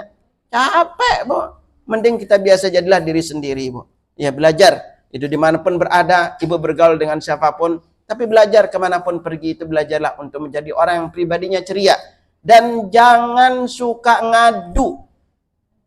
Apalagi suka ngadu sama manusia. Di antara ciri kita sabar itu adalah tidak mengadu masalah hidup kita kepada manusia. Kalau ibu sering ngadu masalah hidup kepada manusia, pertolongan Allah tidak datang kepada kita. Karena Nabi SAW bersabda, "Man nazala anhu faqa fa anzala bihan nas." Siapa yang ditimpa suatu kesulitan hidup diadukan kepada manusia, Allah tidak tolong dia. Tapi kalau dia punya masalah diadukan kepada Allah, Allah akan tolong dia dalam waktu dekat atau ditunda. Dan belajarlah di antara perkara penting, ibu. Belajar jadi orang itu gampang memberi, ibu. Gampang memberi. Paling tidak ibu belajar memberi senyum. Coba senyum sama teman sebelah dulu. Lihat teman sebelah tuh, senyum dulu. Ya Allah, Bu. Belajar gitu kan. Jangan kalau ketemu itu mukanya manyun aja gitu. Ini muka-muka sedih terus nih, sendu, senang duit gitu kan. Gitu kan. Dimanapun ibu berjalan itu senyum, belajar, ketemu teman apalagi. Makanya ibu belajar tuh kalau ibu jalan misalnya di pinggir jalan. Kalau ibu berjalan ingat senyum itu sedekah ibadah, Bu. Makanya kalau ibu berjalan di pinggir jalan, kalau ketemu bling belajar singkirin, Bu. Kalau ketemu yang mengganggu jalan singkirin. Kalau ketemu dompet aduh. Nah bisa jadi itu masalah rezeki kita di dompet itu, Bu. Itu. Bukan diambil langsung ya. Coba ibu buka, tahu ada nama, ibu kontak orangnya. Bisa jadi itu rezeki kita. Bahwa bisa jadi dengan lewat tari itu Allah kasih kita rezeki lebih. Mungkin ibu diangkat bekerja, suami tahu-tahu dapat rezeki lebih. Belajarlah. Jadi jangan suka ngadu kepada manusia. Apalagi ngaduin suami ibu, Bu. Jangan suka ngaduin suami ibu ke orang tuanya. Pasti dibelain, Bu. Benar apa enggak? Itu. Ya, karena para emak-emak itu kalau dibilang anak laki-lakinya salah, pasti dibelain. Nggak terima, Bu. Anak-anak lakinya dibilang salah. Ini kadang-kadang makanya repotnya di istri di sini. Itu. Kalau ngomong ke emaknya, makanya itu menyebabkan bahwa kalau ibu punya, kalau anak laki-laki, seringkali kadang-kadang orang tuanya bisa lepas. Tetapi kalau seorang orang tua, kalau punya anak perempuan, bahkan sampai terus dibela, dijaga walaupun udah sampai dia usia. Itu bedanya laki-laki dengan perempuan. Makanya jangan suka aduin ke orang tuanya, kecuali kalau orang tuanya bijak. Ya, karena anak laki-laki itu ibunya pasti bela anaknya, walaupun anaknya itu yang keliru. Yang selalu disalahin itu istri. Maka disinilah kasihannya istri, Bu. Ya, kasihan gitu. Udah capek, itu sering disalahin sama mertua. Karena saya sering nemuin, Bu, kasus-kasus gini, Bu. Masya Allah, gaya-gaya mertua itu macam-macam, Bu. Sampai kemarin itu sampai kita pernah ke rumahnya juga. Dia cerita, tuh. Berbarengan apa ketemu jamaah. Ustadz, apa hukumnya nih? Emang kenapa, Bu? Jadi suami saya itu, mertuanya, itu ibunya lah. Apa? Mertuanya itu, setiap istri dibeliin apapun, pingin dibeliin oleh anaknya. Ya. Apa itu, Bu? Sampai kemarin dia dibeliin suami mobil baru, Bu. Dibeliin suami karena dia butuhkan untuk ini. Suaminya bolak-balik Surabaya Jakarta. Mertua pingin juga dibeliin, Ustaz. Padahal mobil masih bagus, Ustaz. Subhanallah, itu tantangan ibu juga. Belum kadang-kadang judesnya mertua. Apalagi kalau kita berasal dari keluarga biasa-biasa. Itu seringkali penderitaan itu lebih banyak di ujian istri. Ujian suami itu paling kebanyakan ujian dari nafkah, Bu. Ya, sedikitnya nafkah. Tapi ujian istri itu udah diuji sama mertua, diuji sama tetangga, diuji sama suami, diuji sama anak. Lebih banyak ujian istri itu, Bu. Karena itu istri itu kadang-kadang gampang stres. Makanya seringkali istri itu tampak lebih tua. Karena kecapean ngadepin itu rumah tangganya. Belum urusan anak, suami bisa tidur duluan tapi istri belum tentu merem matanya. Benar apa enggak? Suami masih tidur, istri udah bangun duluan. Benar apa enggak? Makanya itulah, Bu, yang menjadikan istri itu seringkali tampak lebih tua. Karena capeknya lebih banyak dibanding suami. Tapi kadang-kadang maaf, suami itu seringkali kurang ngerti, Bu. Ya. Itu yang menyebabkan, oh ternyata gitu ya. Itu makanya apa, Bu? Terus terang itu saya sering akhirnya, ya udah, kalau istri kelihatan ini, yuk kita jalan-jalan. Makanya kalau yang mesen-mesen hotel apa itu semua istri. Dia yang paling, ini sebentar lagi nanti dikirim ini. Itu 2 hotel, kita di Bandung sama di ini, di sekitar. Tinggal bayarin aja, udah dibayarin, udah itu tinggal senyum bahagia. Gampang kan? Itu hidup ini sederhana, Bu. Ya, kalau istri sekali lagi istri bahagia, udah urusan rumah tangga itu beres. Ya. Nah ini maka dari itu dari sekarang ibu berdoa dengan suami. Dari itu sekarang saya di rumah itu bukan istri yang nanganin, udah ada yang nanganin nyapu, udah ada yang beres rumah anak tangga apa yang trika ada. Ya, saya bisa jalan-jalan istri. Kalau lagi pergi udah saya tinggalin, anak tinggalin gitu, udah kita pergi jalan-jalan. Itulah menyebabkan istri taat mudah. Karena saya doanya dulu gitu. Ya Allah karuniakan aku rezeki yang istri itu tidak terlalu banyak ngerjain rumah tangga. Karena sekarang gimana istri nggak capek, Bu? Udah dari pagi dia masak, ini ngepel, belum lagi nyuci, belum lagi nyetrika. Capeknya istri itu luar biasa capeknya. Ya, dan itulah menyebabkan makanya istri itu kadang-kadang lebih tampak capek, belum kropos, tulangnya, belum karena haid, maka rambutnya gampang rontok. Karena sering manyun, sering cemberut, sering capek, itu mukanya jadi lebih tua gitu kan. Capek istri itu. Nah ini ingetin, ibu yang punya anak laki-laki, ya. Dan Anda belajar, Bu. Salah satu pelajaran penting, Bu. Harap ingat, setiap anak yang berbakti kepada kedua orang tuanya, pasti rezekinya berlimpah, Bu. Makanya di sekarang ibu bantu suami ibu berbakti kepada kedua orang tuanya. Ibu tanyain suami udah transfer uang nggak ke istri, ke orang tua. Saya ngerasain banget, Bu. Dulu di awal-awal nikah, Bu. Di awal-awal nikah, kok rezeki terasa sulit gitu ya. Itu ingat banget kalau ingat cerita istri di masa-masa awal nikah itu, Masya Allah. Lalu ketika ada bertambah rezeki, mulai saya kirimin ke orang tua, Bu. Saya kasih ke orang tua. Akhirnya suatu saat saya nelpon ke orang tua, Bu. Yang saya kirim setiap bulan itu cukup enggak? Cukup kok, Nak, gitu. Bapakmu juga udah tidak banyak kebutuhan kan, ada keluargamu semua ada di sini, anak saudaramu ada di sini. Bu, saya kirim sekian setiap bulan ya. Ya udah terserah kamu aja kalau rezekimu lapang. Dari sejak saya ngirim rezeki ke ibu, Bu, saya tanggung kehidupan orang tua, itu rezeki itu mulai datang banyak. Itu saya rasain banget. Makanya itu bantu, Bu, suami ibu. Ya berbakti kepada orang tuanya, urus orang tuanya.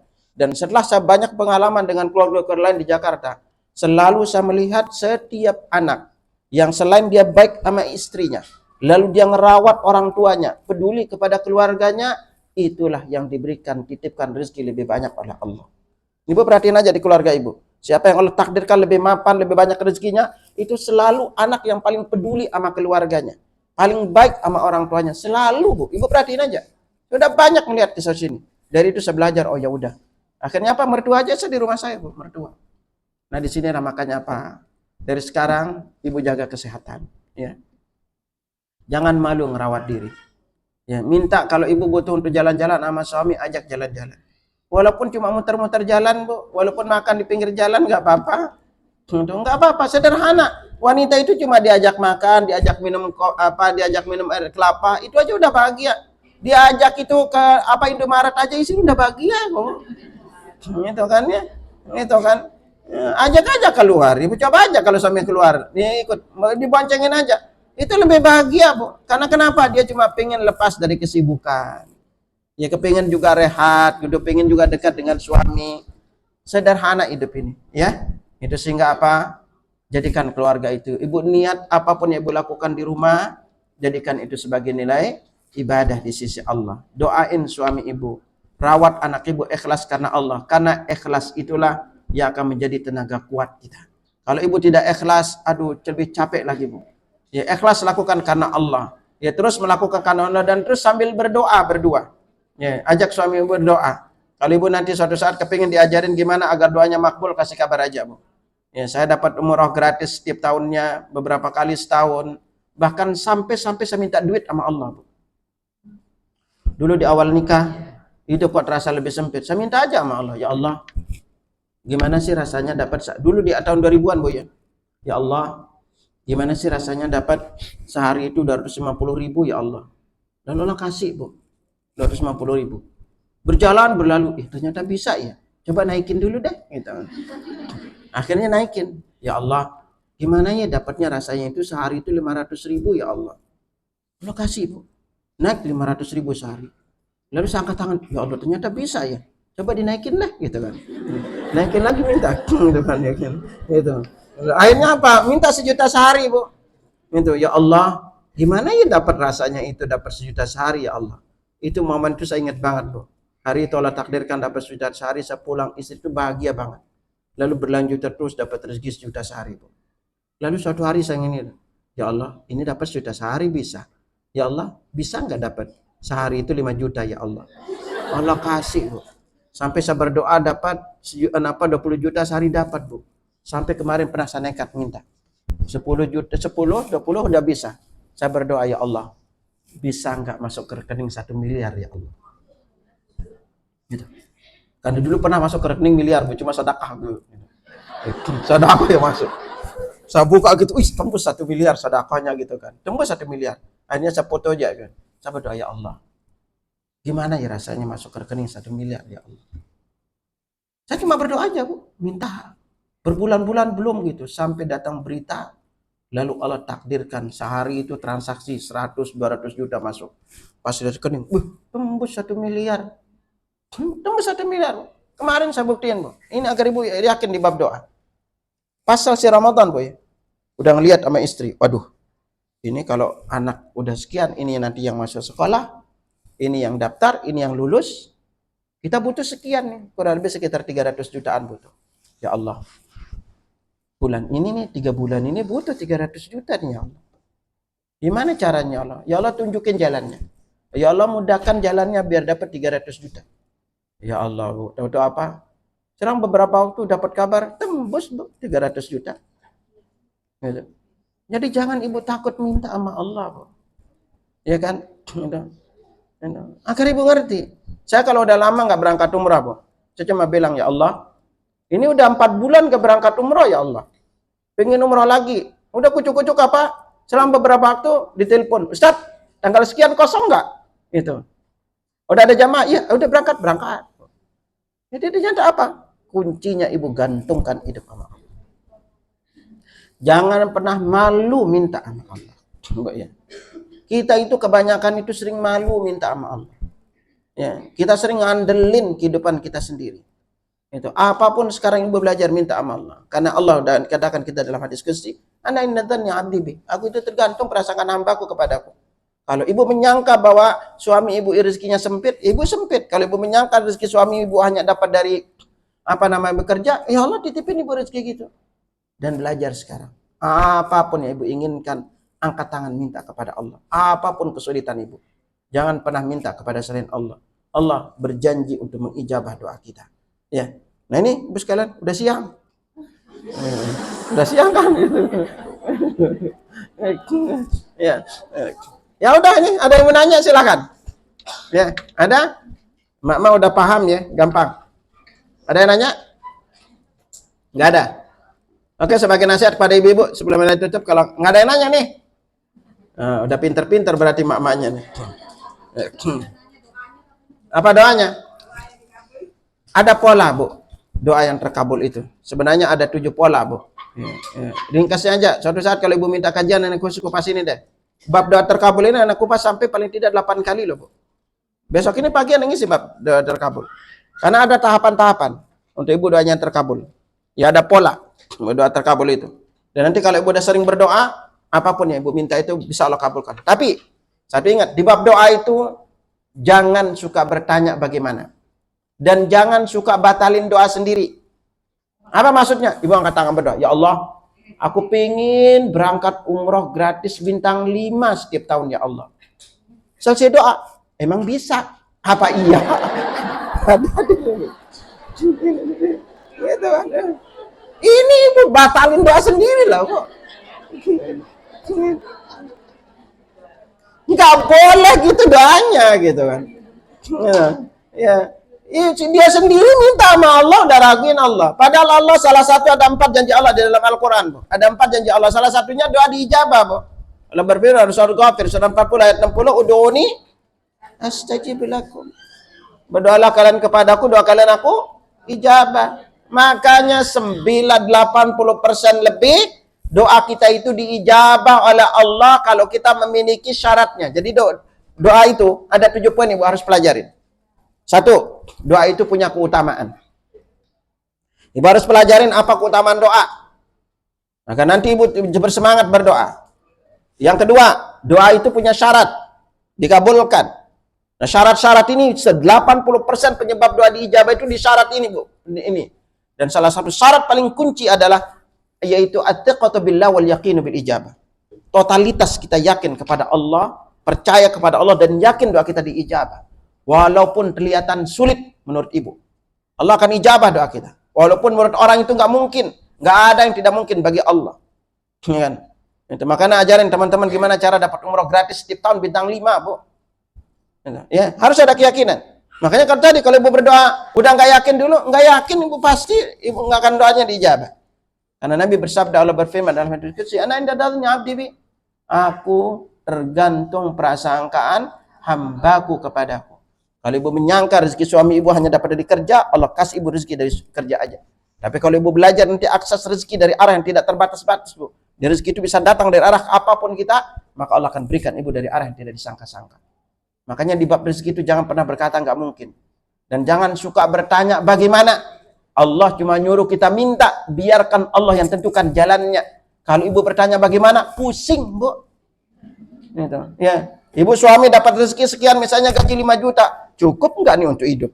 Ibu hitung ini, nggak cukup. Jangan gitu. Ya, bersyukur dulu. Itu kita udah pusingnya aja yang ada dulu. Biarin Allah yang menentukan jalannya. Nah, kalau ibu suka akses arah rezeki tidak batas, bakal lebih nyaman itu. Lalu doa itu juga punya pembukaan. Doa itu juga punya isi. Ya. Lalu doa itu juga punya adab-adabnya. Adab-adab doa ini perlu kita pelajari juga.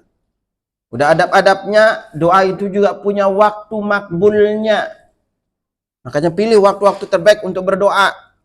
Gitu. Lalu doa itu juga punya orang-orang yang doanya terkabul. Dan kita di saat berdoa bisa merancang diri kita jadi orang doanya makbul. Lalu doa itu juga punya penghalang-penghalang terkabulnya. Seringkali kadang-kadang kita berdoa, tapi tanpa kita sadari melakukan penghalang terkabulnya doa. Lalu kita menyangka kok doa saya nggak diijabah, padahal dia sendiri yang menghalangi terkabulnya doa itu. Dan di bab doa ibu selalu ingat bahwa model pengkabulan doa itu ada 3. Yang pertama itu kata Nabi, "Ma min muslimin yad'ullah bid'awa laisa fiha ithmun wala qati'atu rahim illa ta'ala bi'ida thalath." Di dalam seorang muslim berdoa dengan sebuah doa yang di dalam doanya itu tidak ada unsur dosa dan pemutusan silaturahim, melainkan Allah pasti kasih salah satu di antara 3. Apa itu? Yang pertama, imma an tu'ajjala lahu da'watah, yang dia minta langsung diberi. Ibu minta kesehatan, dikasih kesehatan. Suami minta pekerjaan, dikasih pekerjaan. Berdoa dapat anak, dikasih anak. Ini model yang paling kita ketahui. Dan model yang kedua itu tidak ketahui. Lalu ketika yang pertama ini tidak dikasih persis seperti yang diinginkan, kita menyangka doa kita tidak dijawab oleh Allah. Padahal ada model kedua dan ketiga. Adapun model yang kedua apa? Wa imma an yadakhiraha lahu fil akhirah. Semua permintaan itu nanti diberikan di akhirat, enggak dikasih di dunia. Karena kalau dikasih di dunia, bisa jadi musibah dan bahaya bagi ibu. Apa itu? Coba, saya nggak yakin ibu-ibu ini kalau istri menteri sempat taklim. Benar nggak? Wih, itu. Itu kalau ibu istri para menteri nggak sempat taklim, Bu. Itu duduk aja nggak level, duduk-duduk, apalagi sambil nyender ngantuk lagi. Itu, ya, itu. Nah ini bisa jadi disimpankan karena di antara penyebab terbesar kita derajat kita rendah di surga adalah terlalu banyak menikmati dunia.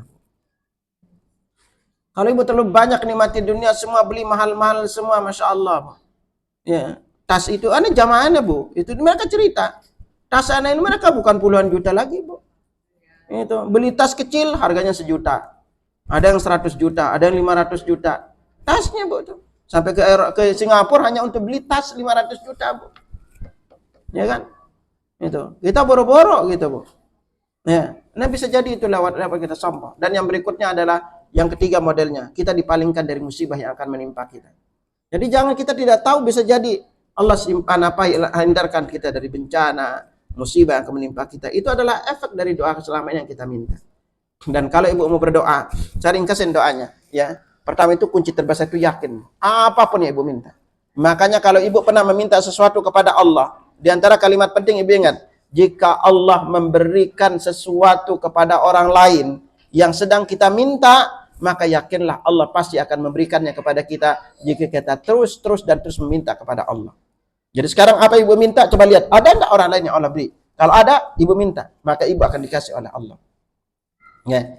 Lalu di antara kunci pembukaan terpenting di bab doa, ada banyak pembukaan bab doa. Kalau ibu kesulitan bukanya, maka pakai doa Nabi Yunus. Ini pembukaan doa paling ini. Hafal doa Nabi Yunus enggak? Coba baca, 1, 2, 3. Jangan cepat-cepat lah. Ikuti, la ilaha illa anta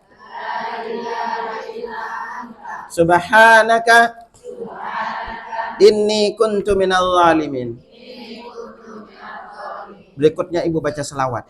Ya, dari pembukaan doa, lalu baca selawat, lalu doa, isi doa, lalu baca selawat lagi, lalu isi doanya lagi, lalu baca selawat lagi. Ini model yang paling utama. Pembukaan doa, selawat, isi doa, selawat, isi doa, selawat. Jadi semakin banyak kita membaca selawat di doa itu, maka doa kita lebih diijabah oleh Allah. Lalu berikutnya, kalau ibu ada hajat atau lainnya, itu sering-seringlah minta di 4 waktu ini. Ya, 1, paling kunci 1/3 malam terakhir. Ini doa paling kunci nih. Saat ibu tahajud. 2, hari Jumat dari selesai sholat zuhur sampai asar sampai matahari terbenam. Hari ini. 3, dari hari Rabu dari selesai zuhur sampai asar. Ini waktu juga makbul berdoa. Yang jangan Rabu dari zuhur sampai asar. Lalu berikutnya yang keempat antara adzan dan iqamah. Ini ibu manfaatin nih untuk berdoa. Yang kelima itu adalah ketika waktu sujud. Ini di antara momen-momen paling krusial untuk kita berdoa. Ibu manfaatin. Kalau nanti mau dikupas rinci, kita butuh lebih banyak pengupasan. Lalu apa? Nah, bisa. Itu di antaranya, Bu. Ini yang paling kunci. Kebarangan kita saat ini hujan. Kalau nanti gak turun hujan, Bu, gitu kan. Ya, ini paling kunci. Ya, karena kita saat ini musim hujan, silakan ibu banyak minta dokter. Ada 23 waktu makbul berdoa. Bu. Yang paling kunci itu yang 4 ini, paling banyak. Nah, 1/3 malam terakhir, antara adzan iqamah, dari selesai hari Jumat, selesai asar sampai zuhur, lalu Rabu dari zuhur sampai asar, lalu kalau Jumat dari asar sampai matahari terbenam dari waktu sujud. Ini 5 paling kunci untuk kita berdoa. Nanti ada 20 lain lagi tempatnya yang lain untuk berdoa, ya. Dan yang paling kunci adalah sering-sering meminta kepada Allah. Dan salah satu kunci terbesar Allah lapangkan rezeki kita itu perbanyak istighfar. Dimanapun ibu berada. Ada 2 kunci terbesar untuk rezeki kita dilancarkan oleh Allah, yaitu istighfar dan banyak baca selawat kepada Nabi. Apalagi ini hari Jumat, ibu banyak baca selawat. Waktu terbaik paling istighfar itu 1/3 malam terakhir. Dimanapun ibu kalau ada kesulitan rezeki, kok rezeki terasa sempit, jualan itu nggak laris-laris, ibu fokus istighfar. Karena semua masalah hidup itu berawal dari dosa. Semua masalah itu berawal dari dosa dan pembersihnya itu adalah istighfar. Karena Nabi katakan pada kita, ibu nanti bisa buka surat Nuh ayat 10-12. Allah menjanjikan 5 balasan orang yang rajin istighfar. Allah berfirman dalam surat Nuh ayat 10, "Faqul astaghfiru rabbakum innahu kana ghaffara." Aku katakan kepada kalian, mohonlah ampun kepada Tuhan kalian, karena sesungguhnya Dia Maha Pengampun. Kalau kita mohon ampun, Allah kasih kita 5. Yursilis sama alaikum midrara. Allah akan turunkan untuk kalian hujan yang lebat dari langit. Wa yumditkum bi amwal. Dan Allah akan karuniakan harta wa banin anak. Wa ja'alakum jannatin wa ja'alakum anhara. Allah akan mengalirkan untuk kalian sungai apa menumbuh untuk kalian pohon-pohon, lalu mengalirkan untuk kalian sungai-sungai. Dalam hadis lain Nabi bersabda, "Malazimal istighfar." Barang siapa yang rajin memperbanyak membaca istighfar, ja'alallahu lahu min kulli hammin farajan. Allah akan menjadikan itu kesedihan itu kesenangan. Wa min kulli dikin makhrajan. Kesempitan hidup itu ada jalan keluarnya. Wa razaqahu min haitsu la yahtasib. Dan Allah berikan dia rezeki dari arah yang tidak disangka-sangka. Makanya salah satu di antara dari 8 amalan yang dengannya Allah berikan kita rezeki dari arah yang tidak disangka-sangka adalah perbanyak membaca istighfar dimanapun ibu berada. Ya, yakin doa ibu dijabah. Kalau nanti ibu kepingin dipandu untuk doa dijabah silahkan. Ya, karena ini memang butuh ilmu lebih agar timbul keyakinan kuat di dalam diri kita sebagai seorang muslim bahwa Allah itu mengijabah doa kita. Ya, gitu. Nah ini anak ingetinnya. Nah ini. Lalu sebagai nasihat ke ibu-ibu ya, sebagai nasihat ke ibu-ibu agar ibu nanti sehat di usia tua. Ya. Permasalahan terbesar mak-mak di usia tua adalah masalah dengkul. Ya apa enggak? Ya. Ya. Masalah dengkul dan kulit. Ya.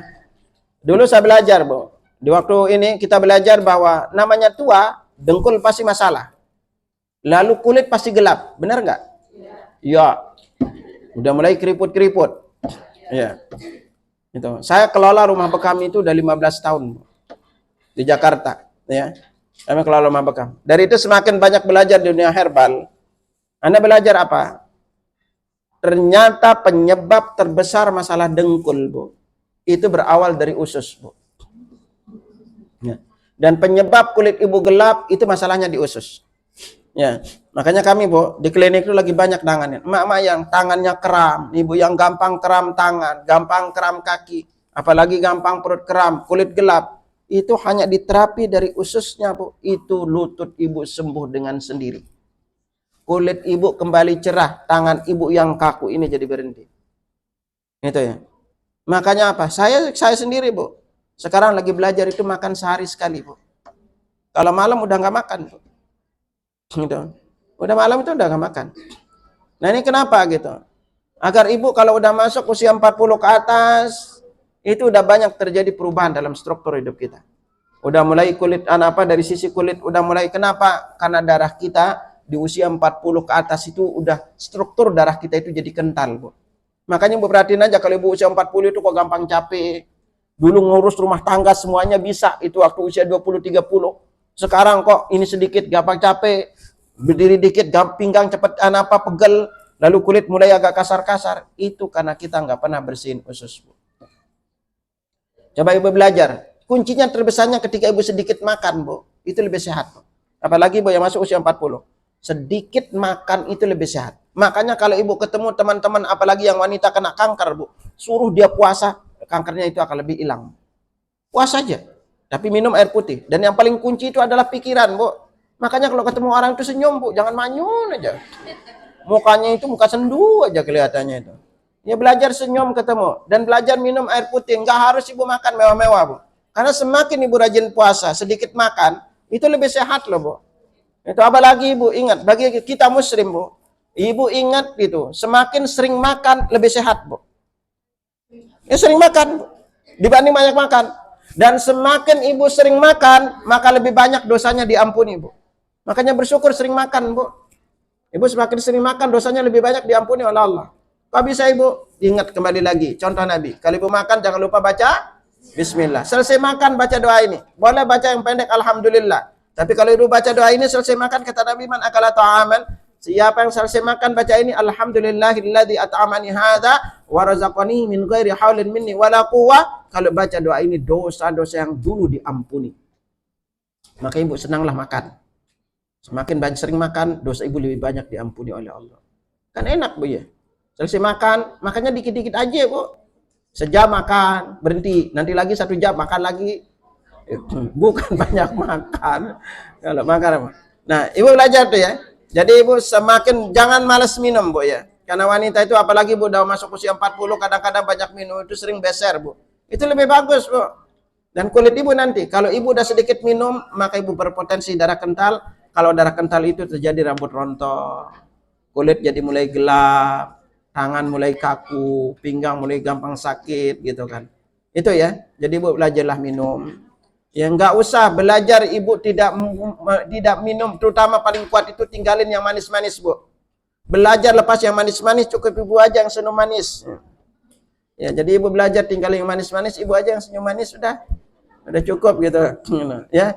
Gitu. Anak sekarang air putih aja Anda minum, Bu. Udah lepas namanya warna-warni. Agar ibu lebih sehat. Karena tubuh kita itu hanya butuh air putih. Tapi nanti kalau ibu punya keluarga yang kok penyakitnya parah, kayak apalagi kanker sedumpan, lalu diabetes nggak sembuh-sembuh, lutut apalagi nggak sembuh-sembuh, nanti ibu bisa konsultasi, Bu.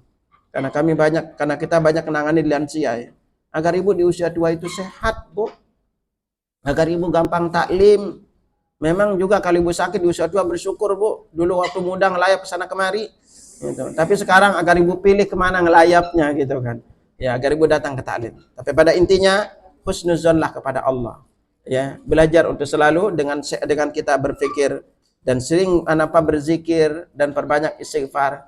Insya Allah kita akan jauh lebih sehat hidup kita. Tapi sekali lagi kalau ibu ada keluarga yang parah penyakitnya nggak sembuh-sembuh, apalagi masalah lutut, apalagi masalah diabetes nggak sembuh-sembuh, itu silahkan nanti suatu saat ibu bisa konsultasi.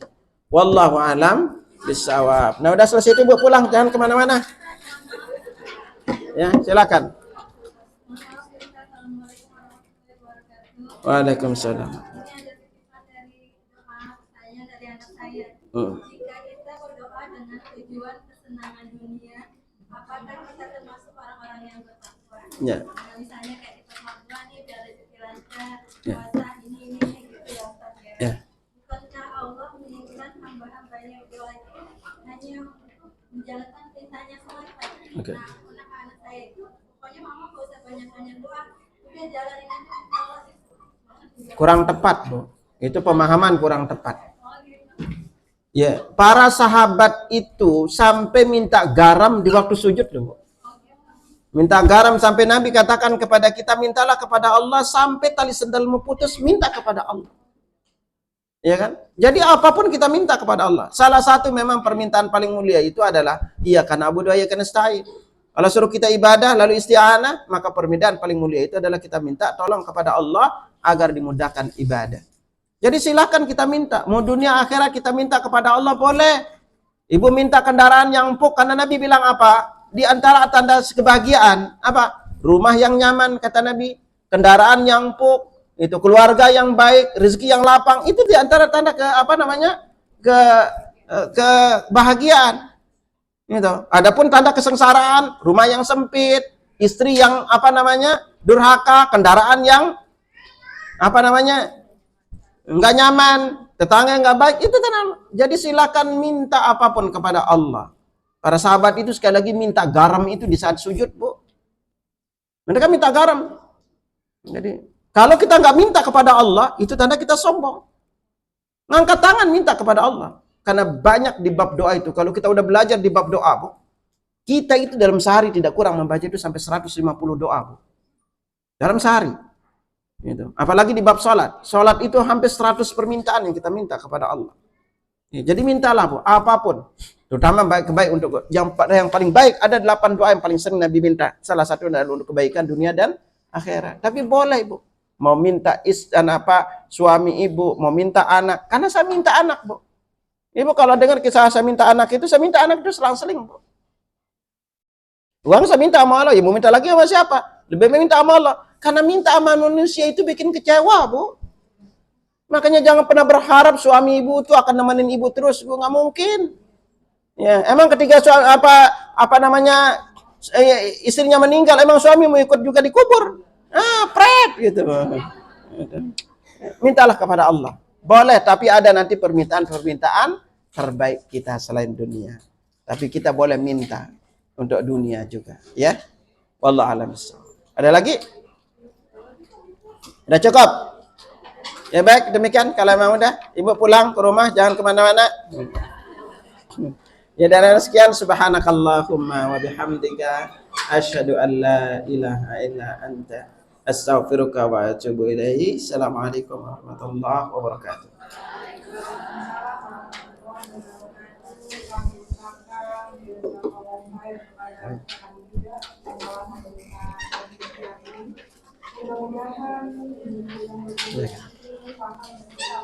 Ibu kami akan mengadakan taklim dari Jumat tanggal 7 November jam 8.30 sampai dengan jam 10. Penceramah Islam Hadiri Abu Sultan dengan tema lanjutan sifat salaman. Insyaallah bila Budaya. Wassalamualaikum warahmatullahi wabarakatuh. Ibu kalau ada yang mau konsultan itu boleh untuk Ustaz Abu ada. Insyaallah itu mereka memang terapis Bu. Ya mudah-mudahan bermanfaat untuk ibu.